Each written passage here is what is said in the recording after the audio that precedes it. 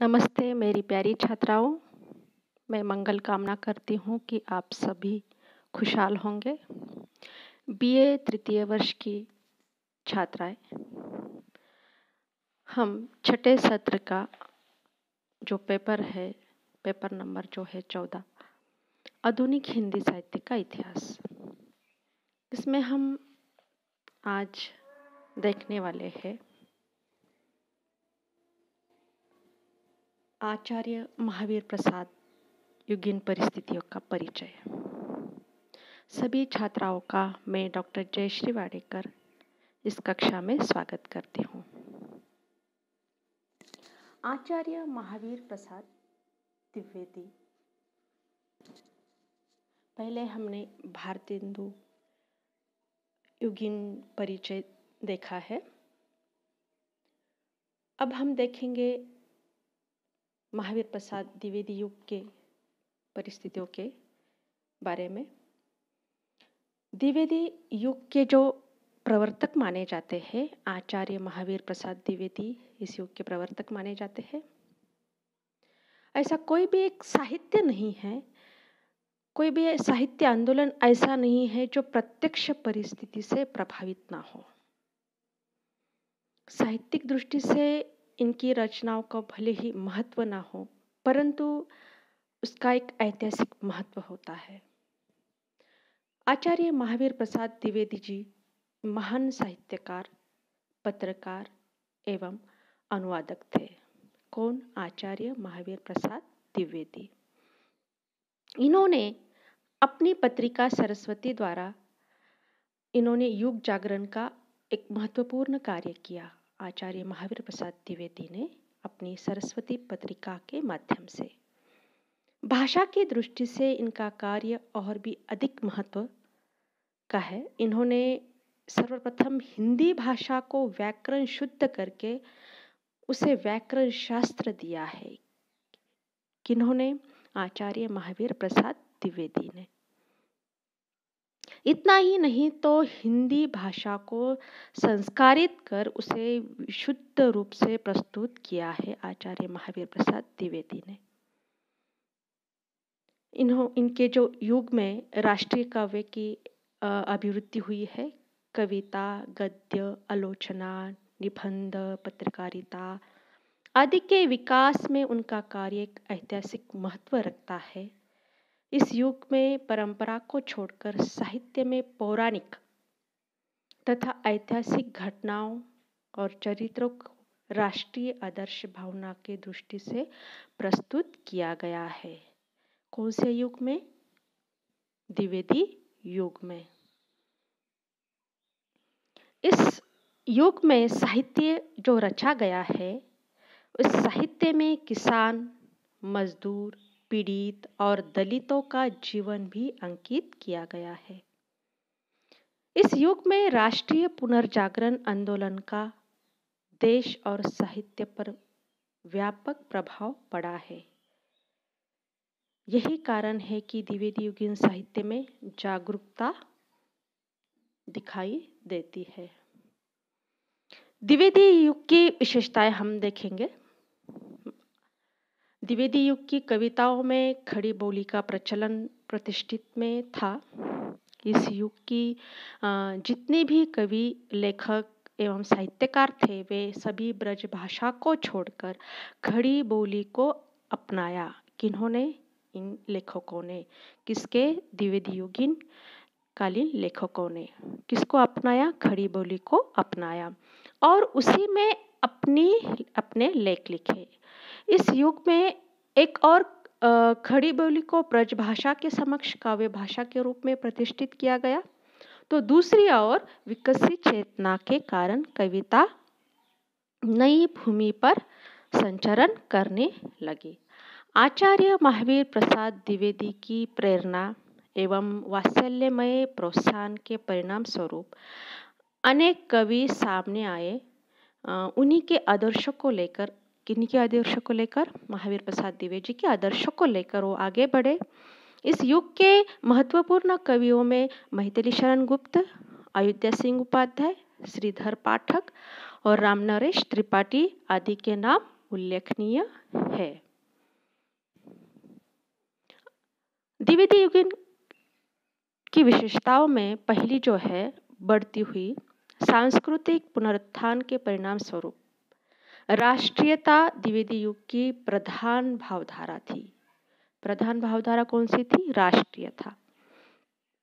अतः इस युग की कविता का मुख्य स्वर भी राष्ट्रीयता ही है। इस युग के प्राय सभी कवियों ने देशभक्तिपूर्ण कविता का अपनयन किया है। इन्होंने पराधीनता को सबसे बड़ा अभिशाप बताया तथा स्वतंत्रता प्राप्ति के लिए क्रांतिकारी एवं आत्मा की प्रेरणा दी है। इन युगीन कवियों ने रामनरेश त्रिपाठी अपने खंडकाव्य में परोक्ष रूप से परतंत्रता के बंधन काटने का संदेश देते हैं। इसी प्रकार की रचनाओं में गुप्त जी का भारत भारती श्रेष्ठ और सशक्त रचना है। कितने विश्वास के साथ भारत भारती का भारतवर्ष की श्रेष्ठता की घोषणा इन पंक्तियों के माध्यम से मैथिली शरण गुप्त की ये पंक्तियां है। भूलोक का गौरव प्रकृति का पुण्य लीला स्थान कहा। भूलोक का गौरव प्रकृति का पुण्य लीला स्थान कहा, फैला मनोहर गिरी हिमालय और गंगा जल जहां। दूसरी जो विशेषताएं है इसकी नीति और आदर्श। द्विवेदी युगीन काव्य आदर्शवादी और नीतिपरक है। इतिहास पुराण से गृहीत कथा प्रसंगों के आधार पर अथवा कल्पनाश्रित कथाएं लेकर आदर्श प्रबंध अनेक काव्य लिखे गए हैं। इस युग में सभी में असत्य पर सत्य की विजय है। इस युग के जो साहित्य हम देखते हैं, सत्य असत्य पर सत्य की विजय दिखाई देती है। स्वार्थ, त्याग, आत्मगौरव आदि कुछ आदर्श की प्रेरणा दी गई है।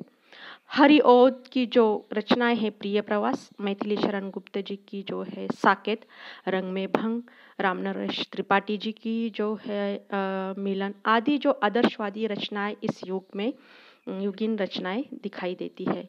इस प्रकार के पद्य लेखकों में महावीर प्रसाद द्विवेदी, अयोध्या सिंह उपाध्याय, मैथिली शरण गुप्त आदि प्रमुख है। प्रेम की महिमा जो है, ये निम्नलिखित पंक्तियां जो रामनरेश त्रिपाठी लिखित है। गंध विहीन फूल है जैसे चंद्र चंद्रिकाहीन। गंध विहीन फूल है जैसे चंद्र चंद्रिकाहीन, यूं फीका है मनुष्य का जीवन प्रेम विहीन। अगली जो विशेषता है इस युग की, वर्ण विषय का क्षेत्र विस्तार। द्विवेदी युग में वर्ण विषय का अद्भुत विस्तार हुआ है। उसमें अपार विविधता है, व्यापकता भी है। अनेक नूतन विषयों को भी काव्य में स्थान मिला है। अनेक छोटे छोटे साधारण विषयों पर कविता लिखी गई है। कोई ऐसा क्षेत्र नहीं रहा जिधर कवियों की दृष्टि ना गई हो। प्रकृति भी स्वतंत्र रूप से काव्य का विषय बन गई है। मैथिली शरण गुप्त की हरिओद, रामचंद्र शुक्ल, रामनरेश त्रिपाठी, गोपाल शरण सिंह आदि के काव्य में बड़ा मनोहरी प्रकृति चित्रण मिलता है। यद्यपि द्विवेदी युगीन प्रकृति चित्रण में भी पर्याप्त स्थूलता है, कल्पना वैभव का अभाव है, फिर भी उसमें यथार्थता एवं ताजगी है। इस संदर्भ में एक कथन है अयोध्या सिंह उपाध्याय हरिओद जी का, दिवस का अवसान समीप था, दिवस का अवसान समीप था, गगन था कुछ लोहित हो चला। अगली जो इसकी विशेषता है द्विवेदी युगीन की जो है हास्य व्यंग्य काव्य। भारतीय युग में जैसे जिंदादिली, चालबाजी और फक्कड़पन इस युग में नहीं रहा था, अंततः इस युग के समान हास्य व्यंग्यपूर्ण कविता का जो प्रचर द्विवेदी युग में नहीं है। इस दिशा में जितना कुछ लिखा गया है वे द्विवेदी जी के व्यक्तित्व के प्रभाव से अपेक्षाकृत संयमित और मर्यादित है। हास्य और व्यंग्य के विषय राजनीतिक शोषण, सामाजिक कुरीतियाँ, धर्म आडंबर, व्याभिचार आदि ये विषय रहे हैं। बाल मुकुंद गुप्त इस युग के सशक्त व्यंग्यकार के रूप में जाने जाते हैं। कौन से युग में? द्विवेदी युग में कौन सशक्त व्यंग्यकार के रूप में जाते हैं? बाल मुकुंद गुप्त। उन्होंने तत्कालीन वाइसराय लॉर्ड कर्जन को अपने व्यंग्य और हास्य का प्रमुख विषय बनाया था। एक बार कर्जन ने भारतवासियों को झूठा एक लक्ष्य करके गुप्ता जी ने इसकी एक पंक्ति लिखी है। गुप्ता जी ने हमसे सच की सुनो कहानी, जिससे मारे झूठ की नानी, सच है स्मरण देश की चीज तुमको उसकी कहा तमीज, सच है स्मरण देश की चीज तुमको उसकी कहा तमीज। अगली जो विशेषता है सामान्य मानवता, ये द्विवेदी युगी की जो विशेषता है ये कौन सी है? सामान्य मानवता। पूर्ववर्ती काव्य में असामान्य ईश्वर अवतार, राजा सामंत या नायिकाओं के आदमी को स्थान दिया है। जो भी रचनाएं हमने देखी है, रीतिकाल में देखी है, श्रृंगारता का वर्णन है, राजाओं की चाटुकारिता का वर्णन किया गया है, तो जो है नायिकाओं का वर्णन है। तो यहाँ पर इस प्रकार का स्थान जो है इस युग में नहीं है। इस युग की कविता में सामान्य मानव का को एक गौरव प्राप्त हुआ है। मानव मात्रा ही सुख दुख और परिस्थितियों का वर्णन काव्य में बड़े सहज भाव से किया है। इसका जो है कृषक तथा विधवाओं के दुखों का बड़ी कारुणिक वर्णन इस काल के कवियों ने किया है। विधवाओं के कष्टपूर्ण जीवन और शिक्षा विहीन नारियों की दुर्दशा और भी इस युग के कवियों ने संकेत दिए हैं। हरिओद की जो पंक्ति है, आप आंखें खोलकर देखिए, आप आंखें खोलकर देखिए, आज जितनी जातियां सिर धरे, पेट में उनकी पड़ी दिखलाएंगी, जातियां कितनी सशक्ति या मारी। ये पंक्ति से हमें दिखाई देता है जनसामान्य जीवन जो किस प्रकार से वो अपना जीवन यापन कर रहे थे, उन्हीं को चित्रण उनके साहित्य में कवियों ने किया है। अगली जो विशेषता है सभी काव्य रूपों का प्रयोग।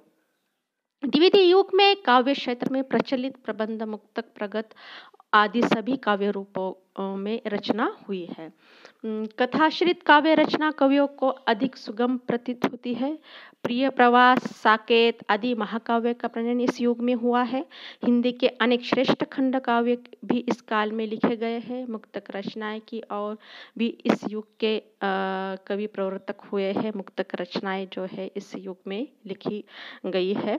मैथिली शरण गुप्त की पंक्तियां है, केवल मनोरंजन ना कवि का कर्म होना चाहिए, केवल मनोरंजन ना कवि का कर्म होना चाहिए, उसमें उचित उपदेश का मर्म भी होना चाहिए। तो ये मैथिली शरण गुप्त की पंक्ति है। अगली जो विशेषता है भाषा परिवर्तन, इस युग की विशेषता जो है भाषा परिवर्तन। द्विवेदी युग में काव्य की मुख्य भाषा ब्रज भाषा को स्थान पर खड़ी बोली बन गई थी। किस युग में? द्विवेदी युग में। अब ब्रज भाषा के स्थान भारतेंदु युग में हमने देखा है गद्य और पद्य दोनों पर जो है भाषा का अलग अलग स्थान था। गद्य पर जो लिखा गया है वो अलग भाषा में लिखा गया है और पद्य जो लिखा गया है वो ब्रज भाषा में लिखा गया है और गद्य जो है खड़ी बोली में लिखा गया है। लेकिन द्विवेदी युग में जो है ब्रज भाषा के स्थान पर खड़ी बोली अब ये इसने जगह ली है। आज खड़ी बोली के भाषा सौंदर्य और अभिव्यंजना क्षमता के दर्शन के पश्चात इसकी काव्य उपयुक्तता विवादास्पद नहीं रह गई है। किंतु द्विवेदी काल के पूर्व ऐसी बात नहीं थी। द्विवेदी युगीन काव्य ने इस क्षमता को निर्मल कर काव्य की भाषा पूर्णतः खड़ी बोली हो गई थी। द्विवेदी युग की जो भाषा थी ये पूर्णतः गद्य और पद्य की भाषा कौन सी भाषा बन गई थी? ये खड़ी बोली भाषा हो गई थी, यानी कि बन गई थी।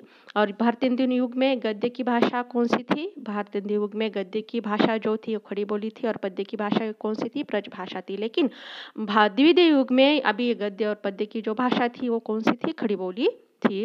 रामनरेश त्रिपाठी की जो पंक्ति है, प्रेम स्वर्ग है, स्वर्ग प्रेम है, प्रेम अशंक अशोक, ईश्वर का प्रतिबिंब प्रेम है, प्रेम हृदय आलोक।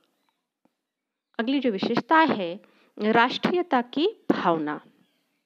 द्विवेदी युग की लगभग सभी कवियों ने देशभक्ति एवं राष्ट्रीय भावना से युक्त रचनाएं, जो स्वाभाविक रूप से इस युग की राजनीतिक चेतना एवं सांस्कृतिक पुनरुत्थान की भावना का परिणाम था।